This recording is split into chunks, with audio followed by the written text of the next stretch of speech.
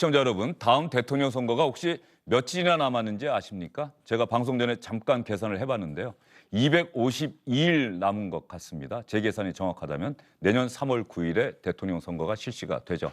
내년 대선을 겨냥한 여야 정치권의 발걸음이 빨라지고 있습니다. 먼저 민주당입니다. 민주당 송영길 대표, 대선 후보 경선 일정 늦춰야 한다는 이낙연, 정세균 두 대선 주자 측의 의견을 받아들이지 않고 예정대로 대선 180일 전, 아마도 그러면은 오는 9월 초에는 대선 후보를 결정하겠다고 오늘 최종적으로 결론 지었습니다.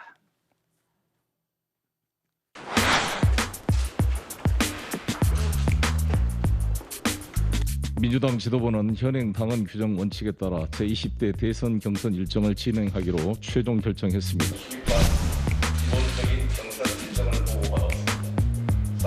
여러 가지 이견이 있었습니다만 우리 지도부는 하나로 가야 된다는 합의하에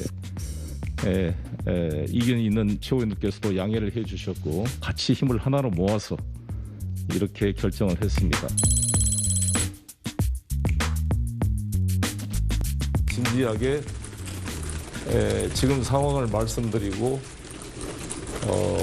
자문을 구했습니다.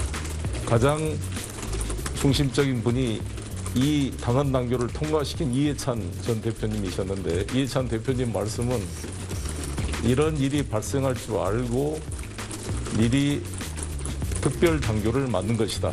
논쟁이 없도록 1년 전에. 그리고 그 당시에는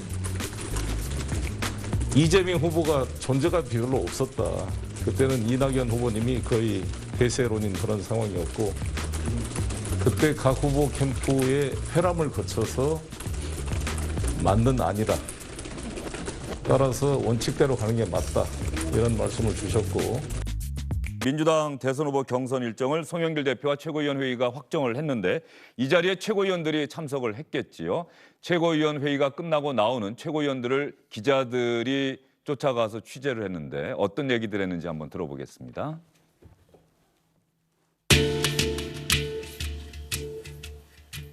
코로나 방역 때문에 항상 경선 연기를 해야 된다는 제 입장은 변함이 없습니다. 그렇죠. 근데 오늘 뭐 만장일치로 결정이 났다고 대표님이 그러시던데.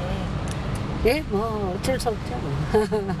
뭐 아쉬운 부분은 혹시 좀 없으세요? 어떻게 원래 생각하시던 거랑 조금 민주주의가 원래 그런 거 아닙니까? 다수결의 원칙. 의견이 충분히 받아들여졌다고 보시나요? 얘기가 충분히 됐다고 보시나요? 충분히 했습니다. 제 이야기는. 이때까지 충분히 했기 때문에 네. 다수결의 원칙이 있잖아요.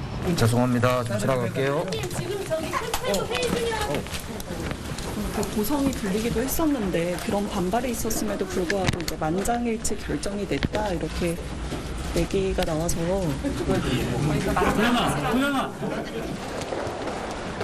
점심을 뭘 먹으면 좋을까? 뭐 먹고 싶어요? 예, 강병원, 김영배, 전해숙 최고위원 이 세 사람이 공교롭게 다 경선 연기파였는데 전해숙 의원의 말이 좀 인상적이네요. 어쩔 수 없죠. 민주주의란 다수결이니까. 그런데 최고위원 회의는 그렇게 결정이 났는데 제가 아까도 질문 드렸습니다만 이낙연, 정세균, 또 이광재 의원이라든가 경선을 연기해야 한다는 최문순 강원지사 상당히 주자가 많아요. 지금 경선을 그대로 합시다라고 하는 주자는 제가 기억하기는 이재명, 박용진, 추미애 이 세 명인데 반대로 경선을 연기해야 한다는 사람들이 워낙 많아서 이 결정이 그대로 최종 결정이 될 수 있을지 결국은 당무위원회까지 가는 건 아닌지 아마 당무위원회 가는 건 아닙니까? 소집 요구하면 안 열릴 수가 없잖아요. 네, 저도 이제 여러 가지 팬데믹 상황도 극복하고 또 이 국민의힘의 여러 가지 합당, 입당 과정들도 지켜보자 이런 입장도 있어서 아마 여러 가지 결국에는 이 각 대선 후보들께서 이 대선 승리를 위한 고민들 고심 끝에 하신 말씀인 것 같고요. 또 지도부 또한 아마 그런 고민을 아마 깊이 있게 했을 겁니다. 다만 이 정말 대선 후보급의 고심의 결정을 제가 예단하기는 어려워서 좀 말씀을 드리기 어려운 것 같습니다. 그런데 김은혜 의원님, 네. 국민의힘도 후보자 등록은 시점은 비슷한데 네. 경선은 민주당이 이대로 결정한다면 민주당보다 2달이 늦네요. 그렇죠. 아무래도 야당 입장에서는 여당에서 먼저 후보를 선출해 주시면 네. 고맙고 감사한 일이죠. 민주당과 달리 우리 쪽에서는 지금 8월에 일단 경선 열차가 출발한다라고 이준석 대표가 얘기했기 때문에 네. 성격상 그 일정이 많이 바뀔 것 같지는 않고요. 그리고 당원대로 한다면 11월 9일에 선출이 되게 돼 있습니다. 국민의힘 범야권 차기 대선 주자 가운데 유력한 주자 현재까지 상황으로는 네. 지금 지지율에서 여론조사 지지율에서 뭐 상위에 랭크된다라고 하는 사람들 보면은 윤석열, 최재형, 홍준표 이 또 공교롭게 다 율사 출신이에요. 법대를 네, 나왔고 변호사, 검사, 판사 네. 뭐 직종도 상당히 다양합니다. 어쨌든 간에 네. 이런 부분이 또 국민의힘의 기존 이미지와 또 결부돼서 어떻게 비춰질지 뭐 이런 고민 혹시 없으세요? 말씀하신 그 법조인과 관련해서는 사실 익숙한 정치의 문법이죠. 그리고 기득권으로 상징되기 때문에 넘어야 할 고비이자 저희의 도전인 건 맞습니다. 네. 다만 아직까지 이제 대선까지 8개월 이상 남아 있고요. 지금 2월 14일이 아마 대통령 후보 등록 마감인데 저희가 이분들이 지금 시대의 바람, 즉 영선이라고 하는 단 한 번도 정치 국회의원 경력이 없던 분들이 국민들로부터 지지를 받고 있는 그 현실도 한번 봐야 될 것 같거든요. 왜냐하면 저는 이제 초선이긴 하지만 정치권에 있는 분들은 영선이라고 하면서 물음표를 달거든요. 네. 근데 국민분들은 오, 영선 하면서 느낌표를 다세요. 그렇기 때문에 물음표를 달고 있는 저희의 이 정치권 인사들은 느낌표로 국민들이 받아들인다는 그 현실을 인정해야 된다. 그래서 법조인 지금 뭐 저희는 자고 나면 대선 주자가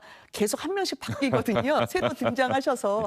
그래서 굉장히 저희는 변화무쌍한 대권 레이스를 국민 여러분들께 드릴 것 같은데 그런 면에서 영선이지만 그 영선으로서의 국민의 여망에 받들 수 있는 법조인이 될 것이냐, 영선인데도 불구하고 역시 기득권을 반영하는 법조인이 될 것이냐, 저희 국민의힘도 잘 지켜보고 관리하려고 합니다. 예, 알겠습니다. 반면에 민주당 같은 경우는 거의 여의도 정치에서 정치에 일찍이 뛰어들어서 정치 경험이 많으신 분들이 대부분이에요. 그런 면에서 보면은 야권 대선 주자들과 민주당 대선 주자들은 좀 결이 성격이 다르다 이런 생각도 좀 들고요. 저는 영선 후보들이 주목받는 것에 대해서 영선 후보들이 주목받는 건 국민의힘의 쇄신의 노력의 결과가 아니라 변변치 못한 의정활동했다는 증거이기도 합니다. 오히려 거기에 대한 현역 의원님들이 혹은 다선 중진 의원님들이 반성을 하셔야죠. 그러니까 이번 전당대회를 해석하시는 과정에서 많은 분들이 이준석 현상에 대해서 혹은 그 이외의 다른 후보들에 대해서 왜 이렇게 주목받지 못하냐라고 했을 때 결국 박근혜 정권의 탄생과 탄핵 과정에서 직간접적으로 영향력 있는 사람, 영향을 미쳤던 사람들은 이선 후퇴하라라는 이 보수 정당의 당원 지지자들의 명령 아니었습니까? 그렇기 때문에 오히려 그것들을 좀 반성을 하셔야 100석이 넘는 정당이 어떻게 영선이 주목받는다고 해서 그걸 마치 본인들의 쇄신의 노력이라고 이야기하시는지 모르겠습니다.